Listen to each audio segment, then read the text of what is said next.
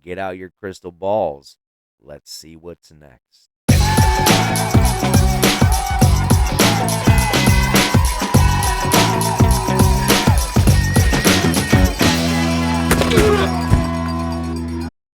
All right, and welcome back to Phins Football Podcast. This is B Trill, and go ahead and give me some thumbs up.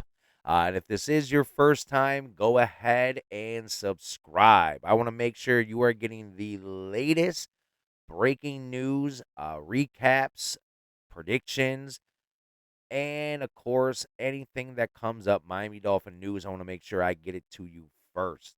So, welcome back. The season is now over, and now we can start talking about what is next for the Miami Dolphins. If you haven't noticed, if you are following me closely, I never gave you a recap of the final Week 18 loss against the New York Jets. A lot has happened in the past 10 days, and I'm not one to throw out excuses, but I'll just let all my listeners know life came up. So it was my daughter's third birthday party on the day of the game. I was watching the game. And of course, not happy with that very sloppy performance. I will give you a very quick recap and get on. But after the game, I was a little upset. I didn't want to come off with an angry recap, so I wanted to let it kind of marinate and then come up with a recap for you. Unfortunately, life happened after that. I ended up getting sick. I was under the weather for about a good 4 or 5 days. It was a lengthy haul. And then unfortunately today I was in a accident on the way to dropping off my daughter. Luckily we are both okay. Minimal damage, but it was on the expressway, so very scary. With that, life happened, things happen. I want to make sure I do at least get a video out to you recapping the final game of the season. You ready for it? It sucked. It was a terrible game. Miami, I do applaud you because yes, at this point in the season, we were looking to possibly make the playoffs with some help. Of course, we did have a point in the season where we were 2-6. We were all but done and out of the playoff hunt. We were pretty much planning our vacations. Miami did turn around the season when Tua came back and was finally healthy. And we ended up finishing the season 8-9. Of course, not a playoff chance and not a winning season. Not what we hoped for, but again, a big turnaround from 2-6. I again like being positive, which is a lot of the reasons why I waited for this video. Let me quickly give you my notes and recap and stats for that terrible loss on January 5th on a Sunday that we can forget. So yeah, we lost to the 4-win Jets, giving them their 5th win of the season. Aaron Rodgers had what, 4 touchdowns? It was just a very sloppy game. I'll start off with the positives. Chop Robinson continued to get in pressures. Agba continued to get in pressures. Sealer continued to get what, 1.5 sacks. Campbell, he had a sack. Our defensive line was probably the bright spot of this entire game. Besides Malik Washington, he did have that big return, longest return of his rookie season, 67 yards. So I see him as a big part of our return game next year and possibly our third wide receiver. We'll talk about that. Achane and Jonnu Smith were our offense. Jonnu had a touchdown, Achane had a touchdown, but Achane had over 121 yards on the ground. Dotson, he had that pick. Second pick in 2 games. So back-to-back games with the pick. I do like Dotson. Jordan Brooks actually had a couple pass breakups. I like the tandem of those two in the middle. Let's keep those two for next year. Again, we'll talk about that. Negatives, turnovers, 2 dumb interceptions, 2 fumbles. Can't happen. That that Tyler Huntley fumble. Now I see why Tyreek Hill gave up on the game. But again, we'll talk about that. So four turnovers. Can't let that happen. Red zone offense was terrible. We started the game with 2 field goals. that should have been 2 touchdowns. Devon Achane, how do you get caught from behind on that 61-yard run? I saw nothing but daylight, but you kind of slowed up, took the wrong angle. I don't know what happened, but should have been a touchdown. Achan, do better. Speaking of doing better, Jalen Wright. It didn't help that his first play was a toss play for -9 yards.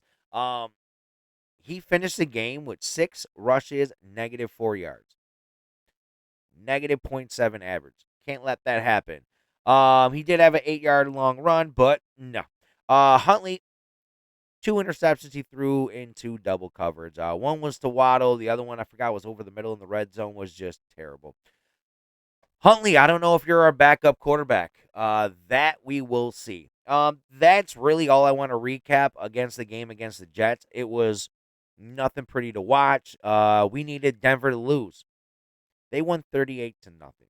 So even if Miami won, we would not have made the playoffs. It doesn't help losing. The only thing it does help is our draft picks. So we are drafting 13th overall next year. I'm not sure if there's any coin tosses or anything with any of the people that have the same record as us, because there's a few teams that are also 8 and 9. They have us as the 13th spot. I'll take that. That's the best available spot for 8 and 9 team. I think the Niners are also 8 and 9, and they're like 16th or 15th, something like that. No, later than that. Anyways, real quick, I want to talk about Tyreek Hill.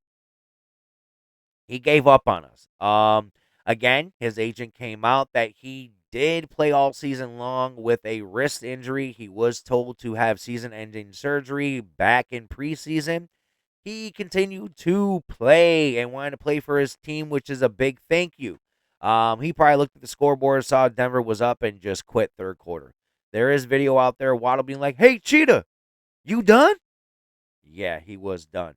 He even said after in the locker room, "I'm out. I'm done." He changed his profile picture on X/Twitter to Antonio Brown when he left, when he did his little showboating of taking his pads off during the game and walking out. That's probably what Tyreek Hill wanted to do.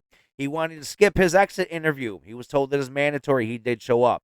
He did not request a trade with Chris Greer and Mike McDaniels. They were said to have a positive interview. And he did change everything back around to Dolphins on his Twitter account. So we'll see what happens. He did say that the door is open. Honestly, Tyreek Hill had his worst year. Let's see if maybe we trade him away while he still has a lot of value. Because he does. He is one of the best wide receivers in the game. He is the fastest in the game. We'll just see what happens, what Chris Greer decides to do. Speaking of Greer, Mike McDaniel and Chris Greer did get re-signed for another year and told they will be back by Stephen Ross. So, Ross is the owner. He's bringing back his employees, as in Mike McDaniel and Chris Greer. Do they deserve it? That is up for grabs. We have a lot of people on the fence saying that they both should be fired. I will say I do like both of them. I will say this is the best that I've seen the team since Marino. Actually, since Jay Fiedler, because he won a playoff game. But Greer, he drafts good. He grabs some dogs in free agency, but the injuries, that is Greer's biggest downfall. He loves kicking the tires of people who are injury prone. And he doesn't like offensive linemen for some reason. He likes to get bums and think that they can hold up. When you have an injury prone quarterback, you can't do that. You have to put a lot of value into that offensive line. You can't have top two of the top five high paid receivers and high paid defensive backs and just not care about your offensive linemen. We need to make sure that we get good offensive linemen. Guards. We need guards. We'll talk about that, but I literally think we're going to be going in all in this year. It is I would say, last chance for Greer, Mike McDaniel. I would say this is Super Bowl or bust. I say this season was Super Bowl or bust. But, of course, you can't predict injuries. With that, we need to have better depth. We got to stop playing paper thin to where when our starter gets injured, we have a less than caliber team. We have a non winning caliber backup quarterback. We need someone that can win games when Tua goes down.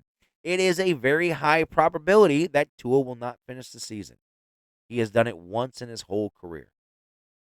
So, again, we need to invest in the right things. With that, who is worth paying that is going into free agency? Well, I'll go through the whole list of 32 Miami Dolphins that are going to be going into free agency. So, if you don't realize, we do have a 53 active man roster with, I think, 12 or more on the practice squad. Well, out of that, 32 are going to be free agencies. There isn't really a hard list of a lot of players where I'm going to be like, no, please, please don't go. There's honestly like a handful, maybe two, that I really don't want to lose. A lot of them are more death than starters. But who is worth paying? Who do we keep? Who do we build around? Also, who is going to be out there to pick up? Who is going to be on the top of the free agent list come around March? Right before St. Patrick's Day, we always get that free agency frenzy. Miami's been making big splashes. Guess what? Miami's got to make the biggest splashes possible. This is the last chance. This is the last year. If we don't win a Super Bowl, if we don't go deep into the playoffs, I'm talking about Super Bowl or AFC Championship game, I believe it will be a complete teardown. GM, coach, possibly Tua. Again, I am a huge, huge Tua supporter. He is one of my favorite quarterbacks. Why? Because of his accuracy, because he can deliver the ball, because of his timing, because he's probably the best winning quarterback I've seen on a Miami roster since Marino.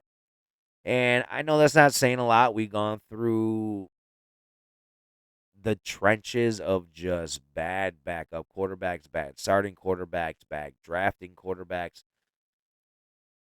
I mean, John Beck, Ryan Tannehill, they weren't really winners. We'll talk about what to do. On my offseason list of what to do, if we go with the team we have now, again, if we don't lose big starters, offensive line guards.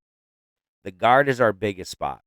With our tackles, we'll get Austin Jackson back. Maybe Patrick Paul fills in if Teron Armstead retires. The guard is the main thing. I do like Brewer. Brewer actually played decent as a center. Here at the beginning of the season, I was like, no, we need Connor Williams. Don't go ahead and do another project with Brewer. But he played well. He was one of the best centers in the league. So re-sign him. Again, we'll talk about free agencies. But next is backup quarterback. Yes, Snoop Huntley.